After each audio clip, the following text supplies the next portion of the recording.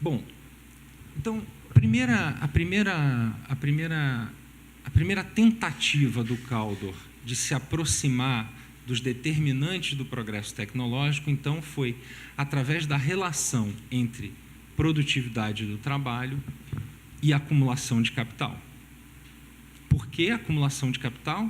Lembrando, porque cada safra nova de investimento é portadora de uma tecnologia mais avançada do que a anterior, tá certo? Por isso o modelo de safras de investimento, essa é um pouco a ideia. Tem uma expressão muito comum na literatura, dizer que o progresso tecnológico é inserido, né, no estoque de capital. Bom, uma segunda tentativa do Kaldor, que tem a ver com essa noção de causação cumulativa, vai estar relacionada a uma ideia um pouco mais abrangente e, ao mesmo tempo, um pouco mais imprecisa. O Kaldor não vai abandonar a ideia de que a produtividade cresce com a acumulação de capital, mas ele vai avançar um pouco nessa discussão e vai trazer, sobretudo, a ideia de que, e aí ele está se valendo muito de uma releitura do Adam Smith, né, e de um autor dos anos 20, 30, que é o Allen Young, que escreve um texto muito importante resgatando alguns elementos interessantes da riqueza das nações do Smith. O Kaldor vai procurar inspiração no Smith na ideia de que a divisão do trabalho está relacionada com a extensão dos mercados. Não sei se vocês vão lembrar dessa passagem do Smith. O Smith vai chamar, né, a atenção para a ideia de que a divisão do trabalho e, portanto, a produtividade, o aumento da produtividade, ele está estritamente relacionado ao tamanho ou à taxa de crescimento da economia.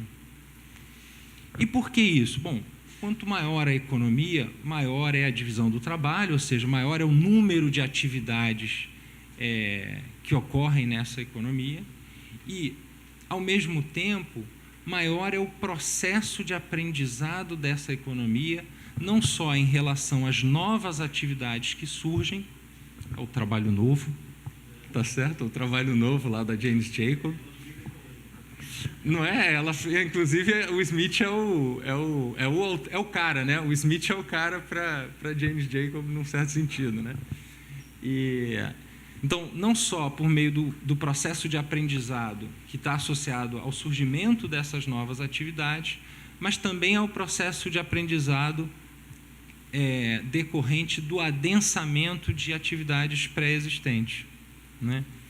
Então, ao invés dele relacionar o aumento da produtividade com o aumento do estoque de capital, ele vai relacionar com algo que é mais amplo e, evidentemente, correlacionado com o estoque de capital, no sentido econométrico ou no sentido estatístico, que é o crescimento econômico.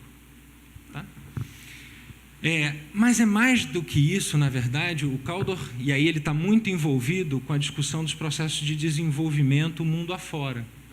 Então, isso, sobretudo, nos anos 60, 50, 60 e por aí vai, né, até meados dos anos 70, pelo menos,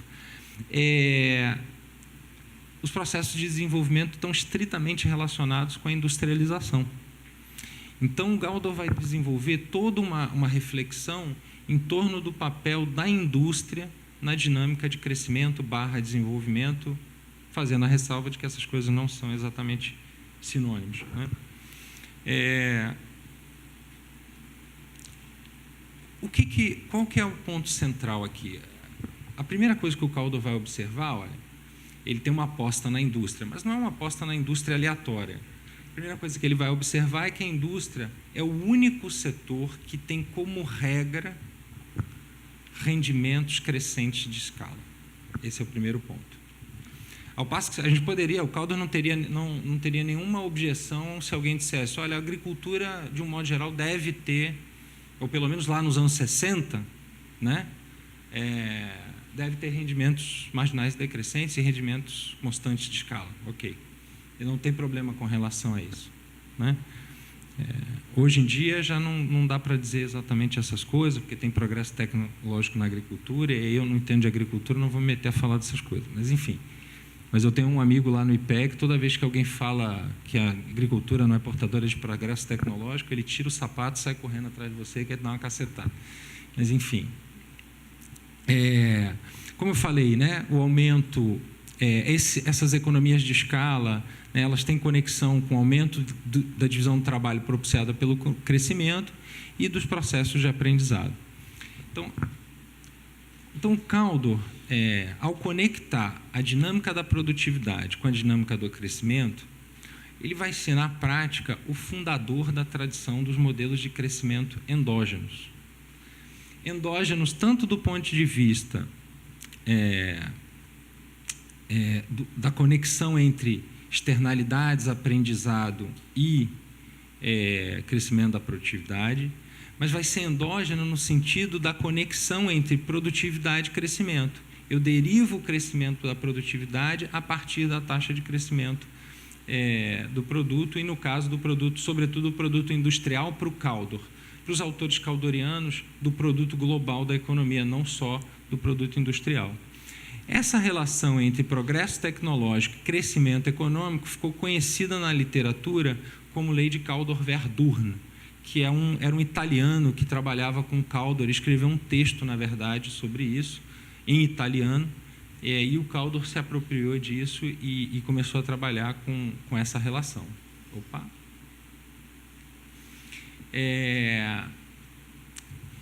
Além disso, a gente poderia dizer, num certo sentido, que o Kaldor é um dos autores, um dos primeiros autores contemporâneos que retoma uma certa tradição de conexão da dinâmica de crescimento com a distribuição setorial da economia.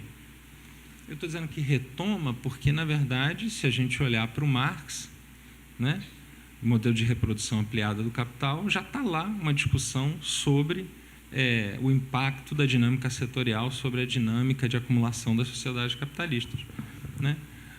O Kalec também tem alguma coisa sobre isso, Tugan Baranovski, Rosa Luxemburgo, né? São coisas que vocês não estudam mais, mas a minha geração estudava esses autores aí.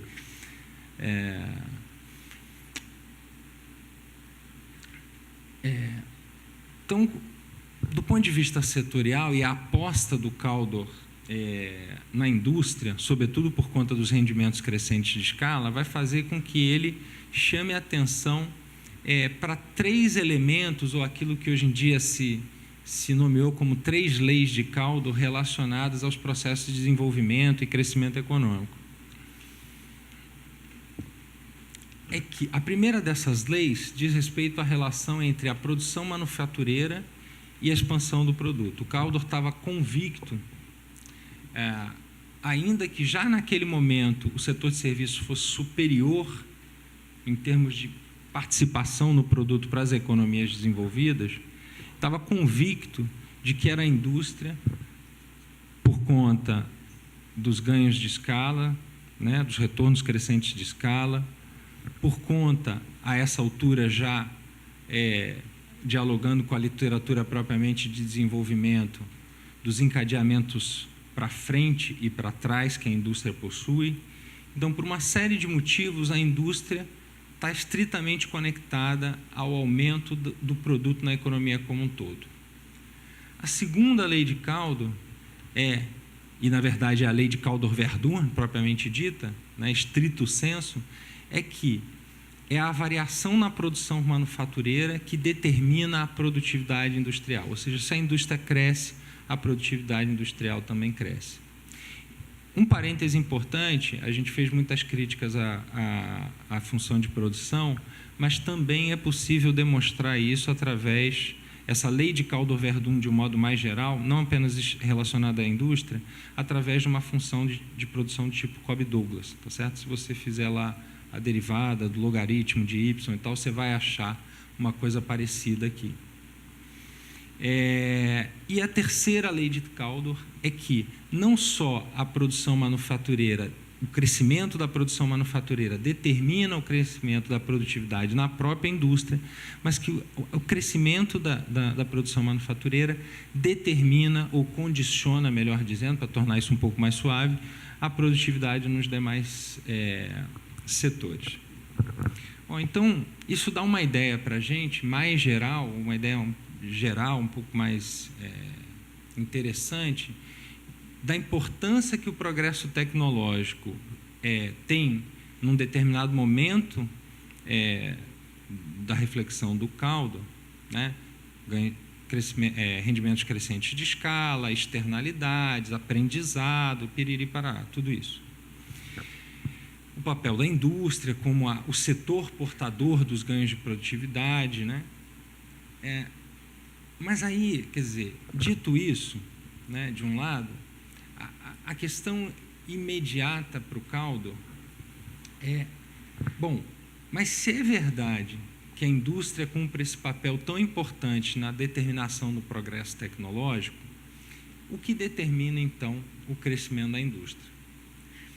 E é aí que o Caldor vai estar, de uma maneira muito, muito direta, conectada com o debate dos processos de desenvolvimento, né?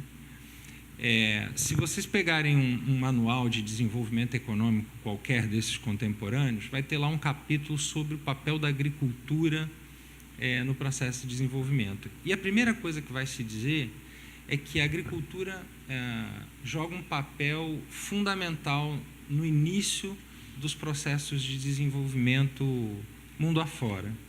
O primeiro deles é como fornecedor de poupança para a indústria emergente, né?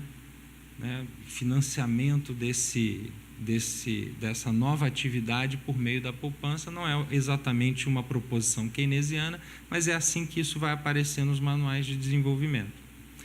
E o segundo elemento determinante identificado pelo Caldor é que a agricultura, no início dos processos de desenvolvimento econômico, ela surge como o principal setor, o principal vetor de demanda dos produtos industriais. Tá certo? Então, essa é a primeira grande questão. No entanto, o Caldor vai rapidamente ultrapassar a discussão do papel da agricultura e chegar numa discussão mais contemporânea a ele e a nós, evidentemente. Olha, ainda que a agricultura ela cumpra esse papel nos estágios iniciais do processo de desenvolvimento, à medida que esse desenvolvimento avança, ela perde espaço, porque a produtividade na indústria é maior do que a produtividade na agricultura, esse setor investe mais, ele cresce com proporção do PIB. Então, a indústria não depende mais da agricultura como vetor de demanda. Tá certo? E aí o Caldor é um autor keynesiano, ele está preocupado com esse vetor de demanda. Bom, então, da onde vem o crescimento? Qual é o vetor de demanda, melhor dizendo, qual é o vetor de demanda relevante para o crescimento da indústria nos processos de desenvolvimento? E aí ele vai fazer uma aposta no crescimento das exportações, sobretudo. Ainda que ele veja alguma relevância nos gastos públicos, mas ele também imediatamente aponta que os gastos públicos têm um limite que está relacionado à relação dívida-PIB. Tá? Mas então o foco do Caldor aqui, quer dizer, a partir de determinada etapa, vamos chamar assim, dos processos de desenvolvimento, as exportações elas passam a cumprir um papel central como vetor de demanda para a oferta de produtos industriais, né? E aí começa toda uma discussão, não só do Caldor, mas principalmente dos autores caldorianos, para tentar avaliar a conexão produtividade, indústria, exportações. Tá certo? E é esse percurso que a gente vai tentar aí percorrer. Então, por favor.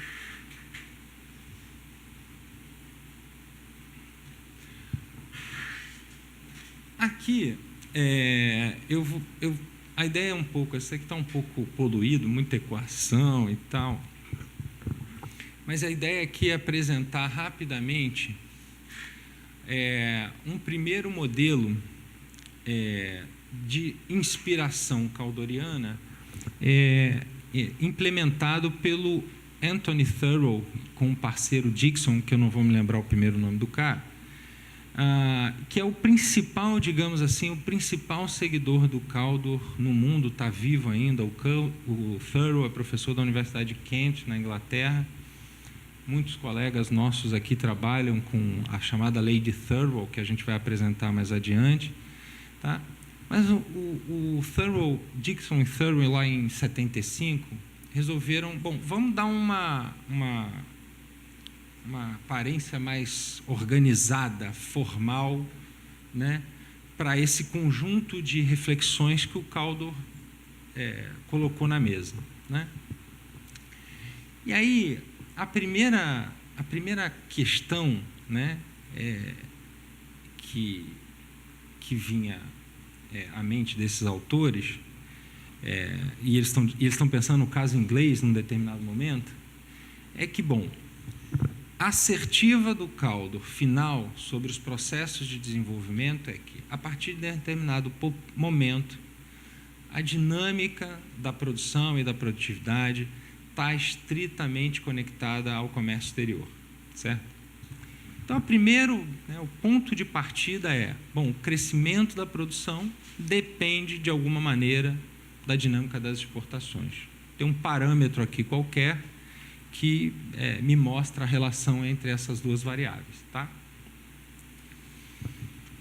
Bom, mas só isso não basta, né? Eu preciso desdobrar um pouco mais essa análise e tentar captar de que maneira os elementos característicos de uma economia desenvolvida, interferem nessa relação entre exportações e crescimento, né? A primeira coisa a fazer é derivar uma função de exportações, tá certo? E aí, aqui é a forma usual, né? Aqui a gente já está falando em taxa de crescimento. O que as exportações dependem? Elas dependem da elasticidade preço da demanda por exportações, e isso aqui é a taxa de câmbio real, tá certo? Depois de passado o logaritmo e derivado com respeito ao tempo. Então, ele depende da taxa de câmbio real. E depende da taxa de crescimento do resto do mundo e da elasticidade renda da demanda pelas nossas exportações.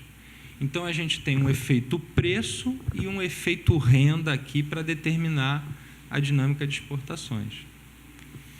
Mas eu tinha dito, e até agora não apareceu nada sobre isso, que a produtividade tem um papel importante e existe uma conexão central entre a produtividade e as exportações no modelo do Caldor. De que maneira isso vai aparecer nesse tipo de modelo? Pelo mecanismo de formação de preços, tá? Aqui a gente também está em taxas de crescimento e, na verdade, isso aqui nada mais é do que um sistema de preços formado por markup, né? Preços determinados por uma margem aplicada aos custos unitários diretos. O que significa? Que os preços dependem do item elementar de custo unitário, que é o salário real, do markup e da produtividade, né? Toda vez que os salários e os markups crescem, os preços crescem. Toda vez que a produtividade cresce, os preços caem, porque o custo unitário médio do produto também cai. Tá certo? E eu tenho, para finalizar isso aqui, digamos assim, a etapa inicial desse modelo, eu tenho a lei de Caldor-Verdot, que vai me dizer que o crescimento da produtividade depende de um conjunto de variáveis que aqui são exógenas do ponto de vista matemático, mas é mais do que isso, um conjunto de variáveis históricas e institucionais que não podem ser alteradas no horizonte de tempo de análise desse modelo, tá certo? Então, por exemplo, aqui dentro, e eu vou chamar a atenção para isso mais adiante, dentro desse GA, tem o que lá dentro? Lá dentro tem, por exemplo, o sistema educacional de um determinado país, né? Que permite o quê? a apropriação de conhecimento e de tecnologia dos trabalhadores e das empresas para colocar em prática a operação de máquinas e produtos mais ou menos sofisticados, né? A gente poderia pensar que a infraestrutura econômica de um país está aqui dentro, né? Toda vez que eu aumento, melhoro a qualidade da infraestrutura, por exemplo, sistema de transportes, eu desloco a produtividade, tá? E o Kaldor vai estabelecer uma relação entre a taxa de crescimento da produtividade e a taxa de crescimento do produto, tá certo? Combinando essas equaçõezinhas aqui, eu vou ter uma relação uma taxa de crescimento do produto que está relacionada a esses fatores de preço, né, a elasticidade e a taxa de câmbio, está relacionada ao elemento institucional ou exógeno da produtividade, está relacionado à elasticidade e renda das exportações e à demanda mundial, e está relacionado ao coeficiente de Verdun, ou seja, aquele coeficiente que estabelece a relação entre o crescimento da produtividade e o crescimento da economia como um todo. Tá certo? Reparem que eu fiz uma passagem aqui dessa equação maior para essa equação menor. O que essa equação aqui, por que eu coloquei isso aqui, né? Por dois motivos. O primeiro deles é que o Kaldor considerava no longo prazo as variáveis de preço mais ou menos irrelevantes. E aí, nesse caso, já te dou a palavra. E aí, nesse caso, o Kaldor, por exemplo, para puxar pelo debate da literatura latino-americana de desenvolvimento, está em oposição à ideia do Precht de que os termos de troca importam para a dinâmica de crescimento. Então, isso a gente vai ver mais adiante quando for falar da lei de Thurlow. Tá? Ele diz, olha, esses movimentos de preços relativos, o câmbio real e os termos de troca, eles mais ou menos se compensam no longo prazo. Você tem momentos de boom né, e momentos, né, de reversão cíclica, então essas coisas mais ou menos se compensam. E a taxa de câmbio real não é tão importante assim, porque no limite, ainda que você possa pensar que a condição de Marshall-Lerner funciona, né, que a soma das elasticidades é maior que 1, igual a 1, a ideia é de que, no longo prazo, desvalorizações nominais vão promover aumentos de inflação que vão deixar a taxa de câmbio real relativamente estável. Então, ele tem muita dúvida, e não por acaso, sobre a importância do efeito preço, né? Keynesianos, em geral, não são muito afeitos a variações de preço, né? Acham que os ajustes econômicos não ocorrem via preços, mas ocorrem via quantidades, tá certo? Demanda, que dependem da demanda do resto do mundo e da elasticidade de renda das exportações. Então, essa desconsideração, né, dos efeitos de preço e a ideia de que, eventualmente, esse efeito Kaldor-Verdun pode não funcionar, nos leva a uma equação mais simples, que é essa equação, essa segunda equação aqui. Pode falar, fica à vontade. Essa é a ideia desse modelo, que a taxa de crescimento da economia convergiria para essa ou para essa taxa aqui, a depender do efeito que tem os fatores de preço, elasticidade e taxa de câmbio real, e do efeito da taxa de Kaldor-Verdun. Essa é a ideia. Tá? Então, de uma certa maneira, de um modo relativamente elegante, simples, Thurlow e Dickson conseguem capturar nesse tipo de modelo algumas ideias fortes do Kaldor.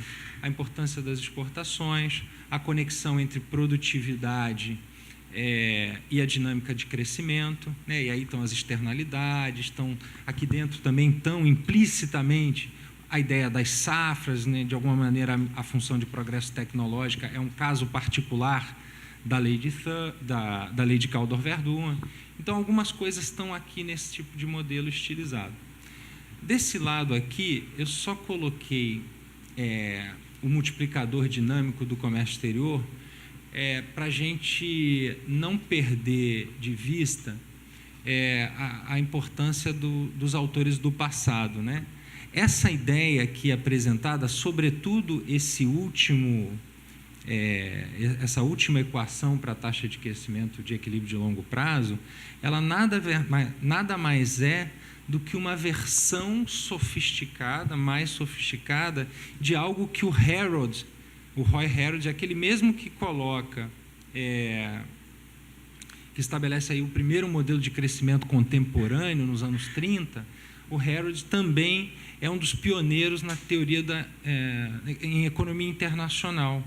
E é o Harrod que vai, pela primeira vez, apontar a existência de um multiplicador do comércio exterior e chamar a atenção para o impacto que o comércio exterior pode ter na determinação não da taxa de crescimento, porque não era essa a pegada do Harrod nesse trabalho, mas na determinação do nível de atividade. Isso aqui é muito comum a gente ver hoje, de certa forma, trivializado nas primeiras aulas de economia internacional de um manual de macro qualquer, né? Mas isso aqui se deve ao Roy Harrod, e existe uma estrita conexão entre essa proposição do multiplicador dinâmico, que eu não vou avançar aqui para a gente não perder muito tempo, mas que é um modelo keynesiano bem simplesinho, né? Você tem a versão mais forte dele, né? E a versão mais simplificada, que se assemelha... Vê se você conseguir tirar isso. Que se assemelha em muito a essa equação aqui, que a gente agora não vai conseguir ver, não sei exatamente porquê, tá? Mas se assemelha muito aqui a essa última equação do modelo de Thurlow, tá? Bom, então, essa foi a primeira reflexão digamos assim, uma tentativa, a partir do Thurlow, de racionalizar alguns elementos da teoria caldoriana sobre o crescimento nessa nova, digamos assim, nessa nova empreitada do Caldor lá nos anos 60, 70. Dá um toquezinho para mim, por favor.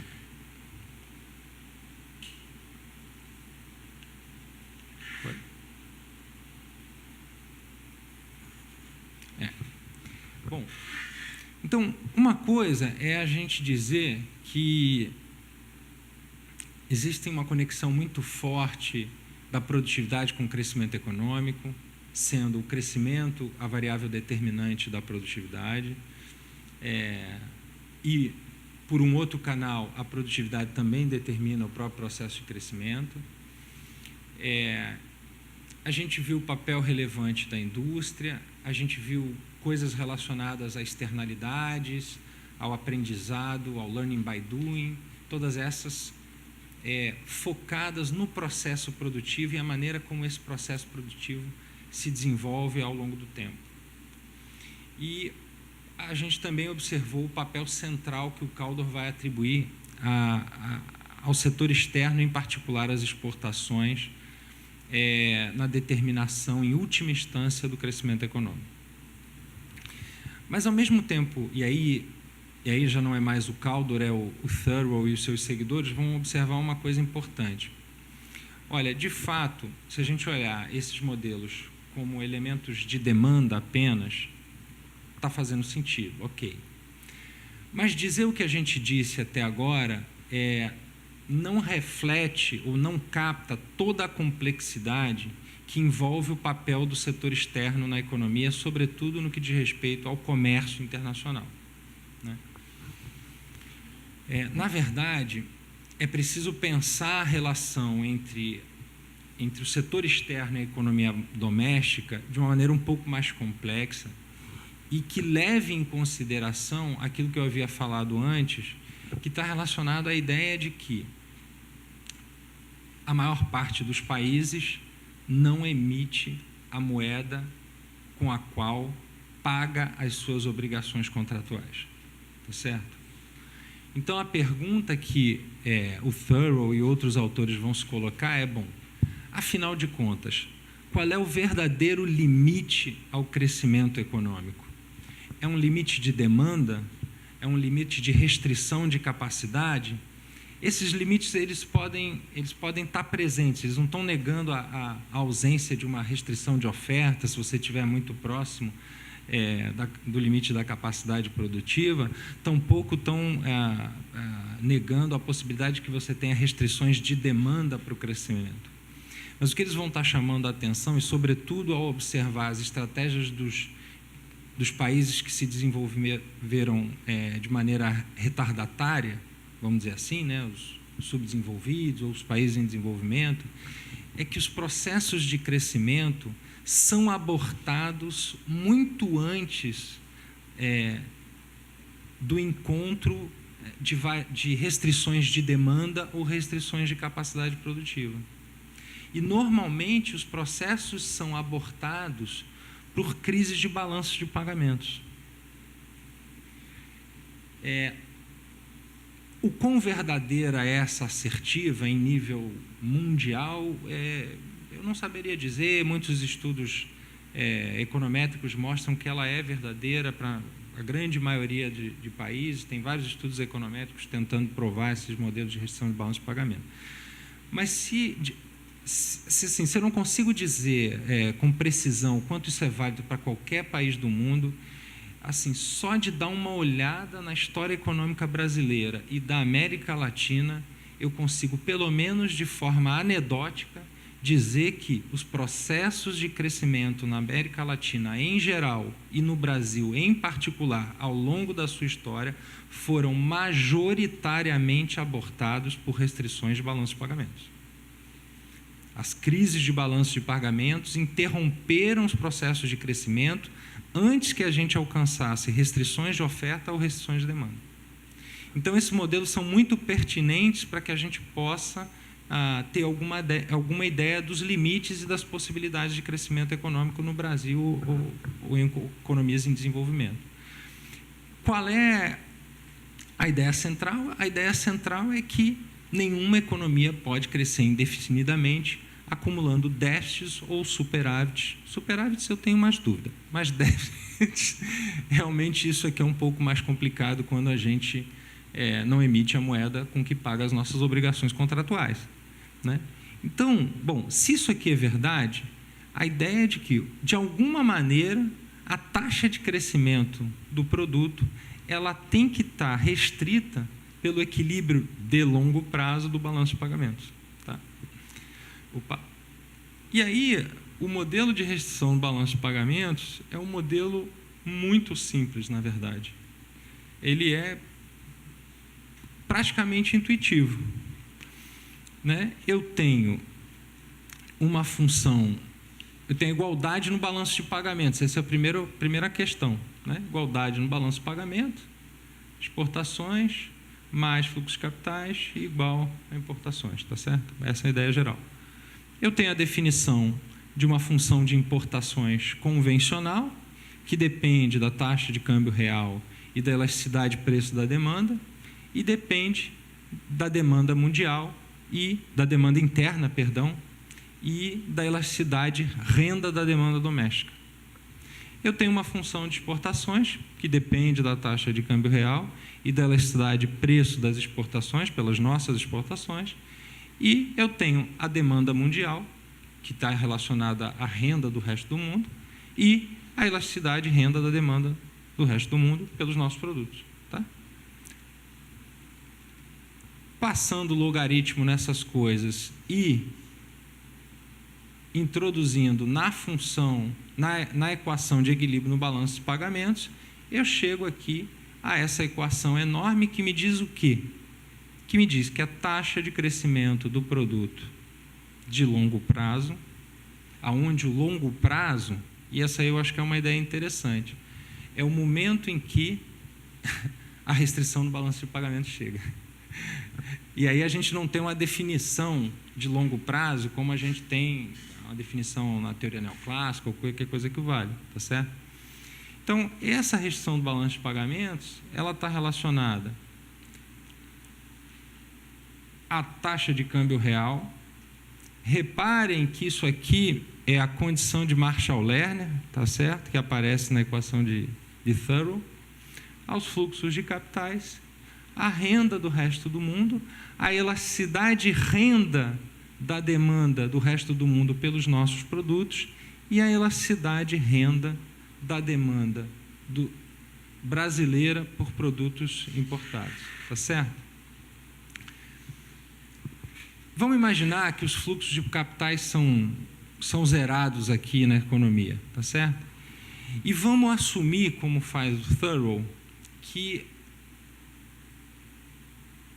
os ajustes de preço são irrelevantes no longo prazo para a economia. O que contam são os ajustes de quantidade, como bom keynesiano que é.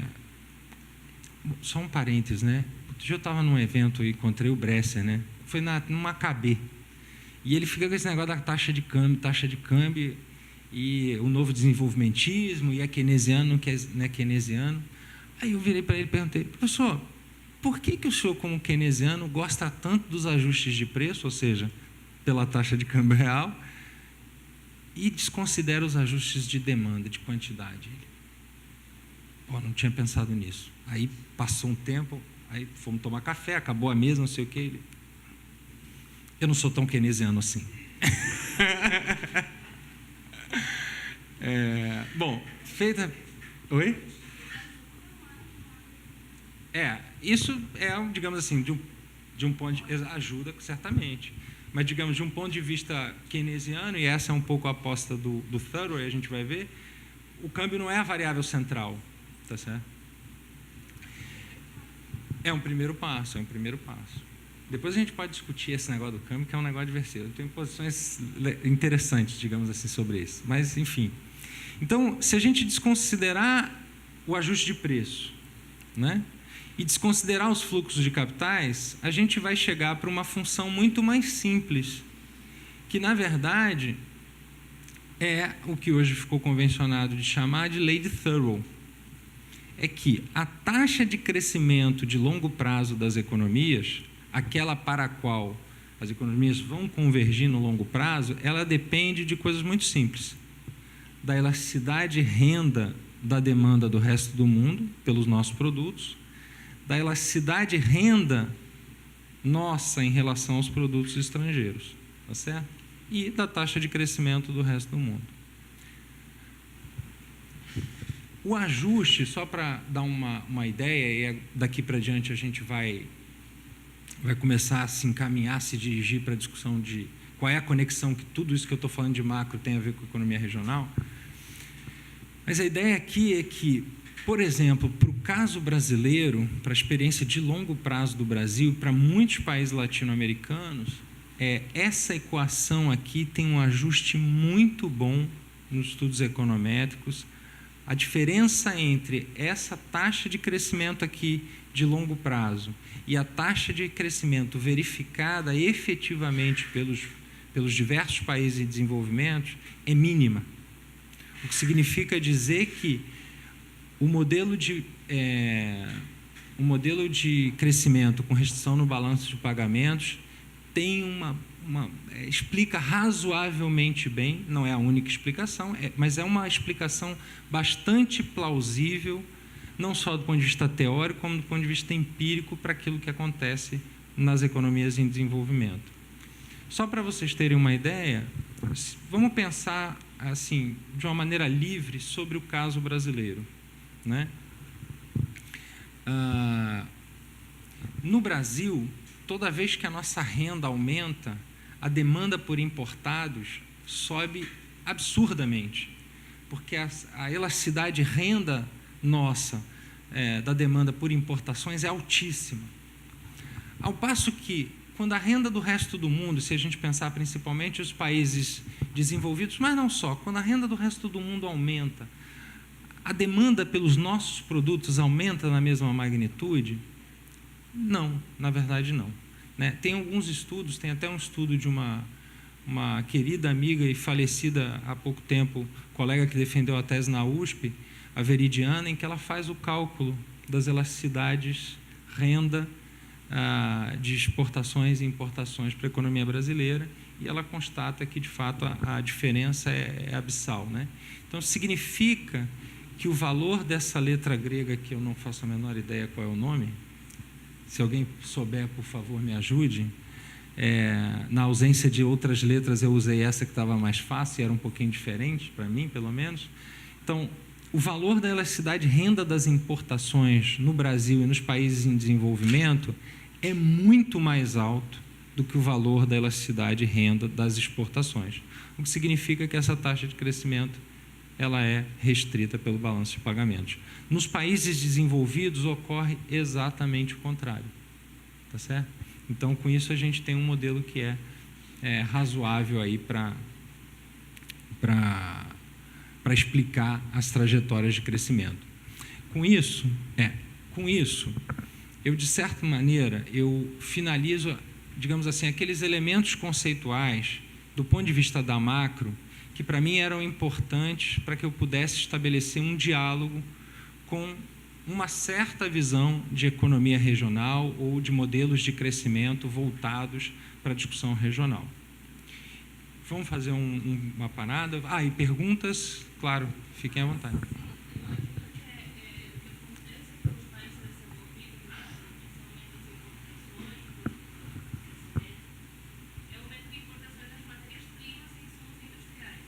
Sim. Aumenta a nossa produção, mas ainda não, seguramente não tem a capacidade de criar a cadeia completa para a gente não ser tão dependente das importações de insumos. E isso você está coberta de razão, né? Essa pergunta é muito legal, porque a gente estava fazendo um estudo lá no IPEA, já te dou a palavra, só para conectar, que senão eu acabo esquecendo. A gente estava fazendo um estudo lá no IPEA sobre a dinâmica de importações e exportações. E a gente estava um pouco com o modelo de Thurlow na cabeça, né? E a gente achava que essa elasticidade era maior nos bens de consumo duráveis. E o problema estava mais focado nos bens de consumo duráveis. E aí a gente percebeu que não, né? Isso tem tudo a ver com o que você acabou de falar. Quando você olha para a pauta de importações brasileiras, 60% da pauta é de bens intermediários e mais um tanto de bem de capital.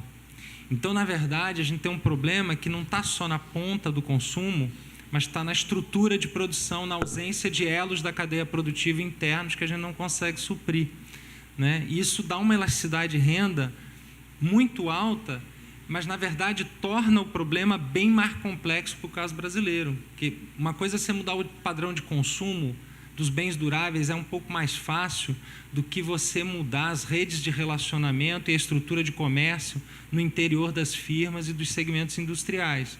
Porque, na prática, para você mudar isso, você tem que montar o setor que está faltando, né? Então, se eu demando, se eu importo ou bem de capital ou insumos intermediários que não são efetivamente produzidos no Brasil, significa para eu reverter isso, eu tenho que montar um setor inteiro, e são setores muito pesados, mais pesados do que setores de bens de consumo duráveis, né? Então, você tem toda a razão, isso vale para o Brasil e certamente vale para, sei lá, uma América Latina quase como um toda, né? Diga.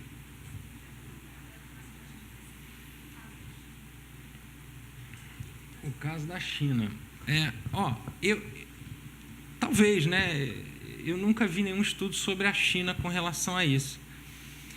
Mas a China tem um processo de industrialização, um processo de desenvolvimento recente que é muito, muito interessante, porque durante muito tempo as pessoas imaginaram que a grande vantagem competitiva da China era produzir coisa barata e vagabunda, né? Só que quando você olha para a pauta de exportação dos produtos chineses, você vai ter uma bela surpresa. 2/3 da pauta é produtos de alta intensidade tecnológica. Então, rapidamente, eles migraram de uma estratégia exportadora baseada em custo, tá certo? Em custo baixo, sobretudo o custo do trabalho, para uma estratégia baseada em produtos de altíssima complexidade. Então, significa dizer, à luz do modelo de Thurlow, aqui de gestão do balanço de pagamento, que a China conseguiu mudar pelo menos isso aqui. Ela alterou a elasticidade de renda das suas exportações, de modo que se você está vendendo produtos de alta complexidade, os consumidores de alta renda, quando a renda cresce, eles demandam produtos e serviços de alta complexidade, né? Isso tem elevado a elasticidade de renda, ao passo que produtos commodities e coisas desse tipo, não. Não por acaso, qual é o padrão de comércio da China com a América do Sul? A gente exporta commodities e eles exportam para a gente produtos de média e alta intensidade tecnológica, né? Então, eles fizeram uma mudança na estrutura produtiva muito significativa. E embora os salários tenham crescido na China bastante, o salário real ainda é muito baixo e a renda per capita na China é muito baixa. Mas, embora eles tenham crescido muito nos últimos anos, a produtividade chinesa cresceu muito. Então, o que significa dizer que o custo real unitário do trabalho na China ainda é relativamente baixo. Então, eles têm uma dupla vantagem, um custo real unitário relativamente baixo, associado a uma transformação da estrutura produtiva voltada para produtos de média e alta intensidade tecnológica. Num certo sentido, parece que isso é uma estratégia correlata, semelhante com a do Japão, lá ao longo do século XX, né? O Japão também, hoje considerado um produtor de produtos de boa qualidade, a piada nos anos 50 e 40 era a má qualidade dos produtos. Como a gente fala hoje, né? Vem da China, né? Tem esse jargão relativamente preconceituoso. Nos anos 50, isso aí vem do Japão, principalmente nos Estados Unidos. Fala.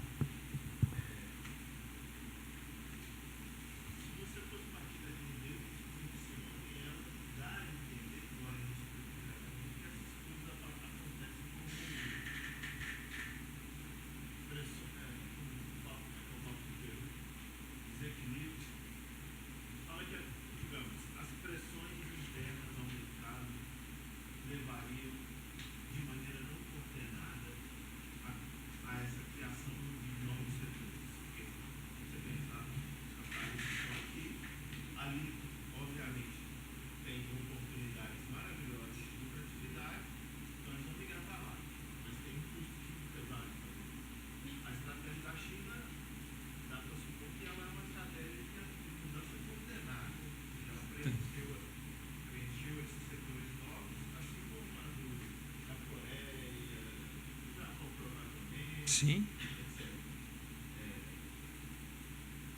Dá para dizer alguma coisa a respeito disso? Por que nós não fazemos? Enfim, Não, eu acho que a gente tem... Dizer alguma coisa. Não, dizer alguma coisa. Vou falar, assim, não só do ponto de vista, digamos assim, teórico e tal, mas também falar um pouco da experiência prática de quem mora em Brasília, né? E vive um pouco a dinâmica do governo federal, um pouco mais de perto do que provavelmente muitos de vocês estão acostumados. Eu acho que a gente tem uma deficiência naquilo que uma certa literatura que eu acho muito interessante, mais vinculada à ciência política, é uma deficiência na constituição daquilo que se chama de capacidades estatais, né? Ou seja, a criação de unidades dentro do Estado com capacidade técnica e poder de implementação de políticas coordenadas, né? Então, o Brasil é um caso onde a gente observa isso muito claramente, assim. E aí não é uma deficiência apenas desse governo, do governo anterior, dos governos em nível subnacional. Nos níveis subnacionais, isso é ainda mais... Bom, Danilo sabe melhor. Estávamos comentando um pouco sobre isso ontem. Quer dizer, nos governos subnacionais, isso é ainda mais dramático. Então, você tem uma dificuldade de constituir essas capacidades estatais e, de um lado, e, de outro, angariar o apoio político necessário, né, em torno de um determinado tipo de projeto. Aí, às vezes, essa expressão projeto nacional é um pouco fluida do ponto de vista teórico, né? Ela é mais um jargão do que propriamente um conceito. Mas vamos dar vazão a esse jargão. Então, assim, a verdade, a ideia é de um certo consenso em torno de uma estratégia de desenvolvimento associada à debilidade das capacidades estatais brasileiras nos impede de adotar uma estratégia mais robusta de crescimento carreada pelo Estado. Seria difícil projetar isso completamente no Estado. Por dois motivos. O principal, talvez eu falo só um, é que o empresariado tem isso em mente. Porque se ele não tiver, se o empresariado não tiver isso em mente, é muito difícil imaginar que o Estado criará a partir de dentro. Então, uma certa perspectiva liberal difusa, ainda que problemática, concorre para inviabilizar a criação de capacidades estatais, talvez. Eu acho que sim, e muitas vezes, aí, falando de uma maneira absolutamente impressionista, não tenho nenhuma evidência para fazer a afirmação que eu vou fazer. O empresariado brasileiro tem uma relação, digamos assim, conflituosa com esse liberalismo, né? Então, eu diria, por vezes, meio bipolar, né? Então, o empresariado muitas vezes demanda auxílio estatal por meio de subsídios. Um exemplo que eu acho que ficou patente para todo mundo foi a última onda, ainda no governo Dilma, de isenções fiscais, desonerações fiscais. O mesmo empresariado que demandou avidamente essas desonerações é o mesmo que num segundo momento, faz a crítica das desonerações, que é um Estado menor, mas se lhe faltarem os subsídios, ele briga, então o que significa que ele quer um Estado maior em algumas coisas. Então, essa relação com o empresariado, e não estou aqui demonizando o empresariado brasileiro, não. Estou apenas dizendo que essa relação é uma relação meio tensa e meio... às vezes sem uma noção, é muito difícil entender o que essa, vou usar uma, vocês vão me permitir, eu já sou um pouco mais velho, eu vou usar uma linguagem um pouco mais antiga. O que essa burguesia nacional, tá certo? Uma linguagem um pouco em desuso, mas o que essa burguesia nacional de fato pretende, né? Mais uma identidade, o aprendizado, sim, faz aqui chegar. Eu acho que talvez a América do Sul não faz o que faz China, né? Eu acho que falta um pouco mais a intensidade das universidades dentro do campo industrial. Porque a universidade não serve de pesquisa. A universidade está para criar e transformar. Então, eu vejo que, assim, às vezes, apesar de que o Brasil tem um grande esforço comparado com os outros países da América do Sul, né? Mas ainda com esse esforço que faz o Brasil, somos os outros países, né? Ainda falta essa intensidade da faculdade de engenharia, de geologia, a parte petroleira, né? Tudo que se sabe de ciências humanas, como tal, né? Para se inserir na dinâmica produtiva da indústria. Isso apoiado com o setor governo.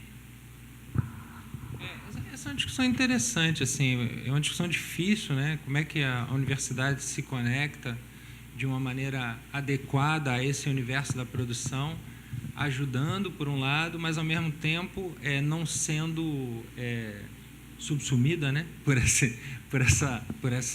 essa esfera da produção e se deslocando de algumas outras atividades que são relevantes e que não estão relacionadas, estrito senso, ao universo do mercado. Essa é uma discussão difícil.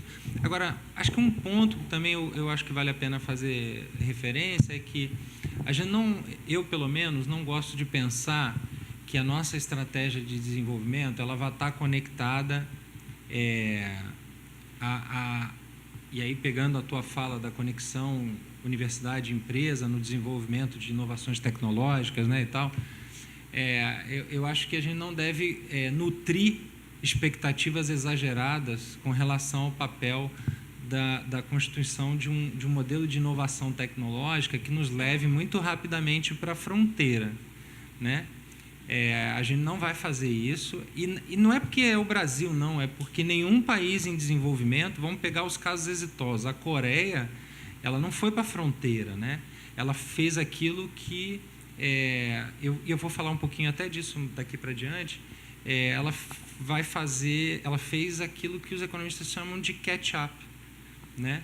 Um emparelhamento baseado na apropriação, em sua larga maioria, de tecnologias maduras, né? E aí ela foi ganhando espaços de mercado nessas tecnologias maduras, até um determinado momento em que, para alguns segmentos industriais, ela pôde, de fato, sim, estar na fronteira da inovação, do lançamento de novos produtos, de novos processos e tudo mais. Mas a ideia de que talvez a gente consiga, a partir de um arranjo educacional produtivo mais competente, ser um país que vai trabalhar na fronteira tecnológica, e aí mexendo nessa elasticidade muito rapidamente da demanda, né? Porque nós estamos na fronteira, estamos vendendo só para os países ricos ou até para os pobres que demandam também produtos de alta intensidade tecnológica. Eu não apostaria minhas fichas de que isso é uma estratégia viável, ainda que você tenha razão de dizer que a gente precisa melhorar essa relação, estabelecer algumas regras de conduta, porque a universidade faz, alguns departamentos fazem, mas é um pouco confuso. Bom, vamos dar um intervalozinho. Vai ter uma mesa, acho que é na sexta-feira, que a gente vai exatamente discutir esse ponto da relação da universidade com o desenvolvimento regional. A gente vai tocar um pouco essa discussão. Vou fazer um intervalozinho, então,